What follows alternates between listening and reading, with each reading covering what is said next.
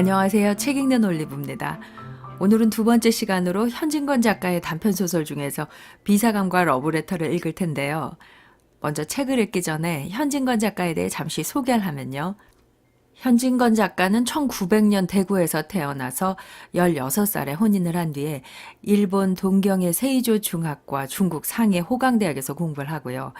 그리고 1919년에 귀국을 해서 1920년 개벽지에 단편소설 희생화로 등단을 합니다.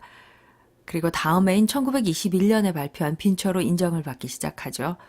그 작품들 외에도 술 권하는 사회, 그리고 운수 좋은 날, 또 비사감과 러브레터를 비롯해서 장편 소설인 무영탑 등 20여 편의 소설과 7편의 번역 소설, 또 여러 편의 수필과 비평문을 썼고요. 그는 근대 문학 초기에 단편소설 양식을 개척하고 사실주의 문학의 기틀을 마련한 작가로 평가받고 있습니다. 현진건 작가는 일제 강점기에 많은 문인들이 친일 문학가로 적극적인 활동을 하거나 혹은 먹고 살기 위해 어쩔 수 없이 친일 활동을 한 것과 달리 일제에 저항한 작가로서의 삶을 선택했는데요. 그의 가족사와도 연관이 있다고 할 수 있겠습니다. 그는 사형제 중에 막내였는데 그의 셋째 형이 상해 임시정부에서 활동을 하다 체포돼서 고초를 겪고 추록한 지 반년 만에 사망을 했고요. 형수도 형이 사망한 지 41일 만에 음독 자살을 합니다. 그 역시 동아일보 사회부 부장으로 있던 1936년에 베를린 올림픽에서 마라톤으로 금메달을 딴 송기정 선수 사진에서 일장기를 삭제한 사건으로 일제에 체포돼서 1년간 옥살이를 했고요. 일제를 위한 작품을 쓰지 않으면 생계를 이어가는 게 거의 불가능했던 시기에 비참할 정도로 가난한 삶을 살면서도 끝내 일제와 타협을 거부했는데요. 1939년 동아일보에 연재하던 장편소설 흑치상지도 일제 강압으로 연재가 중단이 돼서 미완성 작품으로 남았고요. 글도 마음대로 쓰지 못하고 경제적으로도 어려운 날들을 보내다 1943년 장결핵으로 세상을 떠났습니다. 자전적인 소설이라는 빈처나 하층민들의 삶을 리얼하게 묘사한 운수 좋은 날 같은 작품과는 달리 비사감과 러브레터는 해학적인 문체로 인간의 위선적인 단면을 묘사하는 재밌는 작품입니다. 저는 현진건 작가의 작품들 중에서도 비사감과 러브레터를 특히 좋아하는데요. 이제 작품을 읽겠습니다.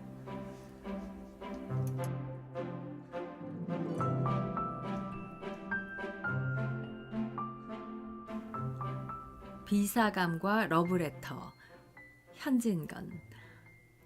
시 여학교에서 교원 겸 기숙사 사감 노릇을 하는 비여사라면 딱 장대요, 독신주의자여, 찰진 야속꾼으로 유명하다.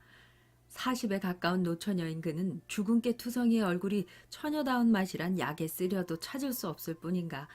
시들고 거칠고 마르고 누렇게 뜬 품이 곰팡스런 굴비를 생각나게 한다.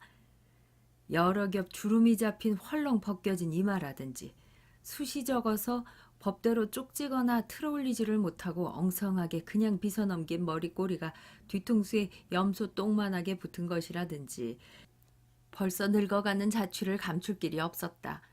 뾰족한 입을 앙다물고 돋보기 너머로 쌀쌀한 눈이 노릴 땐 기숙생들이 오싹하고 몸소리를 치릴 만큼 그는 엄격하고 매서웠다.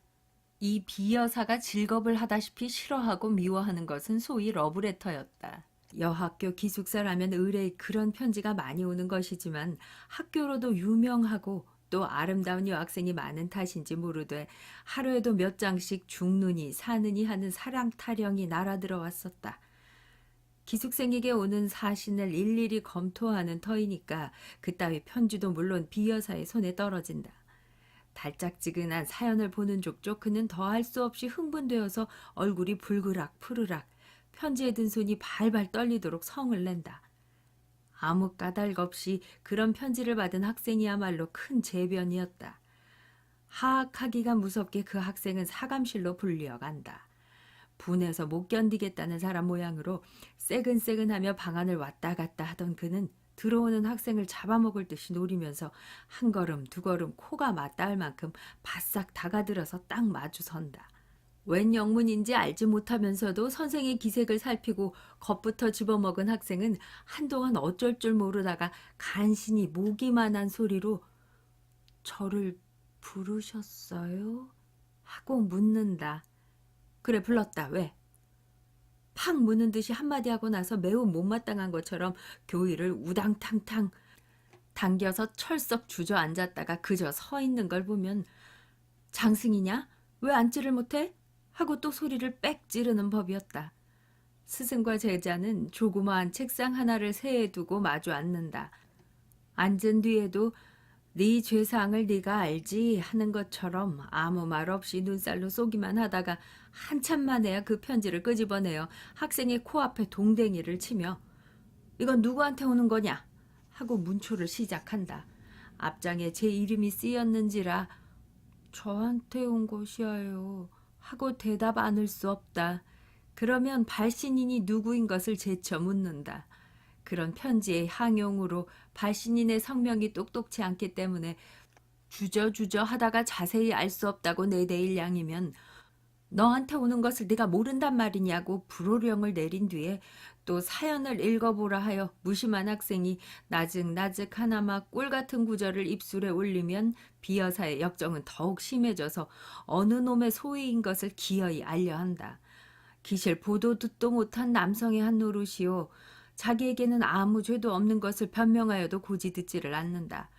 바른 대로 아뢰어야 망정이지 그렇지 않으면 퇴학을 시킨다는 둥, 제 이름도 모르는 여자에게 편지할 리가 만무하다는 둥, 필연 행실이 부정한 일이 있으리라는 둥.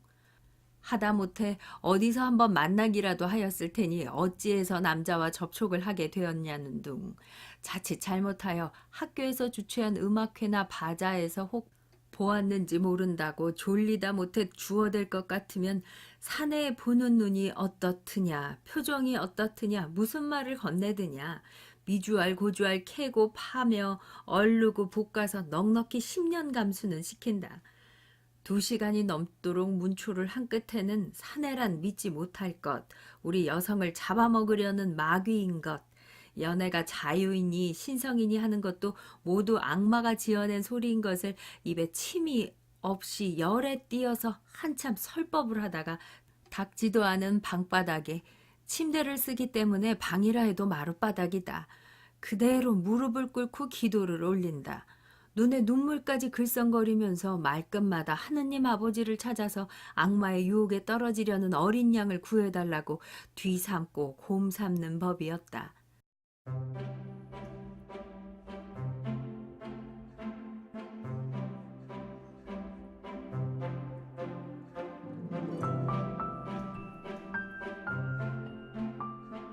그리고 둘째로 그의 싫어하는 것은 기숙생을 남자가 면회하러 오는 일이었다. 무슨 핑계를 하든지 기어이 못 보게 하고 만다. 친부모, 친동기간이라도 규칙이 어떠니 상학 중이니 무슨 핑계를 하든지 따돌려 보내기가 일수다. 이로 말미암아 학생이 동맹 휴학을 하였고 교장의 서류까지 들었건만 그래도 그 버릇은 고치려 들지 않았다. 이 비사감이 감독하는 그 기숙사에 금년 가을 들어서 괴상한 일이 생겼다느니보다 발각되었다는 것이 마땅할는지 모르리라. 왜 그런고 하니 그 괴상한 일이 언제 시작된 것은 귀신밖에 모르니까. 그것은 다른 일이 아니라 밤이 깊어서 새로 한 점이 되어 모든 기숙생들이 달고 고운한 잠에 떨어졌을 때 난데없는 깔깔대는 웃음과 속살속살대는 말같이 새어 흐르는 일이었다. 하룻밤이 아니고 이틀밤이 아닌 다음에야 그런 소리가 잠귀 밝은 기숙생의 귀에 들리기도 하였지만 잠결이라 뒷동산에 구르는 마른 잎의 노래로나 달빛에 날개를 번뜩이며 울고 가는 기러기의 소리로나 흘러들었다. 그렇지 않으면 도깨비의 장난이나 아닌가 하여 무시무시한 찡이 들어서 동무를 깨웠다가 좀처럼 동무는 깨지 않고 제 생각이 너무나 어림없고 어이없음을 깨달으면 밤소리 멀리 들린다고 학교 이웃집에서 이야기를 하거나 또 딴 방에 자는 제 동무들의 잠꼬대로만 여겨서 스스로 안심하고 그대로 자버리기도 하였다. 그러나 이 수수께끼가 풀릴 때는 왔다. 이때 공교롭게 한 방에 자던 학생 셋이 한꺼번에 잠을 깨었다. 첫째 처녀가 소변을 보러 일어났다가 그 소리를 듣고 둘째 처녀와 셋째 처녀를 깨우고 만 것이다. 저 소리를 들어보아요. 아닌 밤 중에 저게 무슨 소리야? 하고 첫째 처녀는 호동그레진 눈에 무서워하는 빛을 띄운다. 어젯밤에 나도 저 소리에 놀랬었어. 도깨비가 났단 말인가? 하고 둘째 처녀도 잠 오는 눈을 비비며 수상해한다. 그 중에 제일 나이 많을 뿐더러 많았자 18밖에 아니 되지만 장난 잘 치고 짓궂은 짓 잘하기로 유명한 셋째 처녀는 동무말을 못 믿겠다는 듯이 이슬키 귀를 기울이다가 나는 수상한걸? 나는 언젠가 한번 들어본 법도 하구먼. 뭘 자만이 오는 애들이 이야기를 하는 게지. 이때의 그 괴상한 소리는 땡땡을 웃었다. 새 처녀는 귀를 소스라쳤다. 적적한 밤 가운데 다른 파동 없는 공기는 그 수상한 말마디를 곁에서 나는 듯이 또렷또렷이 전해주었다. 태훈 씨, 그러면 작기 좋을까요? 간드러진 여자의 목소리다. 경숙 씨가 좋으시다면야 내야 얼마나 기쁘겠습니까? 아, 오직 경숙 씨에게 바친 나의 타는 듯한 가슴을 인제야 아셨습니까? 정열에 띄인 사내의 목청이 분명하였다. 한동안 침묵. 이제 그만 놓아요. 키스가 너무 길지 않아요? 행여 남이 보면 어떡해요? 아양 떠는 여자 말씨. 길수록 더욱 좋지 않아요? 나는 내 목숨이 끊어질 때까지 키스를 하여도 길다고는 못하겠습니다. 그래도 짧은 것을 하나겠습니다. 사내에 피를 뿜는 듯한 이 말끝은 계집의 자지러진 웃음으로 묻혀버렸다. 그것은 묻지 않아도 사랑에 겨운 남녀의 허물어진 수작이다. 감금이 지독한 이 기숙사에 이런 일이 생길 줄이야. 새 처녀는 얼굴을 마주보았다. 그들의 얼굴은 놀랍고 무서운 빛이 없지 않았으되 점점 호기심에 번쩍이기 시작하였다. 그들의 머릿속에는 한결같이 로맨틱한 생각이 떠올랐다. 이 안에 있는 여자 애인을 보려고 학교 근처를 뒤돌고 곰돌던 사내 애인이 타는 듯한 가슴을 걷잡다 못하여 밤이 이슥하기를 기다려 담을 뛰어넘었는지 모르리라.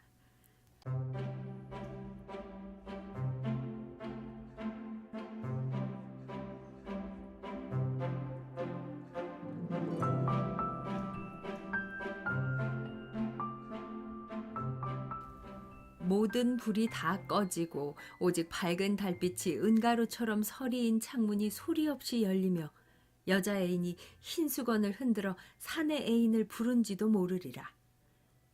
활동 사진에 보는 것처럼 기나긴 피륙을 내리워서 하나는 위에서 당기고 하나는 밑에서 매달려 디룽디룽 하면서 올라가는 전경이 있었는지 모르리라. 그래서 두 애인은 만나가지고 저와 같이 사랑의 속삭거림에 잦아졌는지 모르리라. 꿈결 같은 감정이 안개 모양으로 눈부시게 새 처녀의 몸과 마음을 휩싸 돌았다. 그들의 뺨은 후끈후끈 달았다. 괴상한 소리는 또 일어났다. 난 싫어요. 당신 같은 사내는 난 싫어요. 이번에는 매몰스럽게 내어대는 모양. 나의 천사, 나의 하늘, 나의 여왕, 나의 목숨, 나의 사랑, 나를 살려주어요. 나를 구해주어요. 사내에 애를 졸리는 간청. 우리 구경 가볼까? 짓궂은 셋째 처녀는 몸을 일으키며 이런 제의를 하였다. 다른 처녀들도 그 말에 찬성한다는 듯이 따라 일어섰으되 의아와 공고와 호기심이 뒤섞인 얼굴을 서로 교환하면서 얼마쯤 망설이다가 마침내 가만히 문을 열고 나왔다. 쌀벌레 같은 그들의 발가락은 가장 조심성 많게 소리나는 곳을 향해서 곰실곰실 기어간다. 컴컴한 복도에 자다가 일어난 새 처녀의 흰 모양은 그림자처럼 소리 없이 움직였다. 소리 나는 방은 어렵지 않게 찾을 수 있었다. 찾고는 나무로 깎아 세운 듯이 주춤 걸음을 멈출 만큼 그들은 놀래었다. 그런 소리에 출처야말로 자기네 방에서 몇 걸음 안 되는 사감실일 줄이야. 그 방에 여전히 사내의 비대 발과라는 푸념이 되풀이되고 있다. 나의 천사, 나의 하늘, 나의 여왕, 나의 목숨, 나의 사랑, 나의 애를 말려 주기 싫대요. 나의 가슴을 뜯어 주기 싫대요. 내 생명을 맡으신 당신의 입술로. 셋째 처녀는 대담스럽게 그 방문을 빠끔히 열었다. 그 틈으로 여섯 눈이 방 안을 향해 쏘았다. 이 어쩐 기괴한 광경이냐. 전등불은 아직 끄지 않았는데 침대 위에는 기숙생에게 온 소위 러브레터의 봉투가 너저분하게 흩어졌고 그 알맹이도 여기저기 두서없이 펼쳐진 가운데 비 여사 혼자 아무도 없이 제 혼자 일어나 앉았다.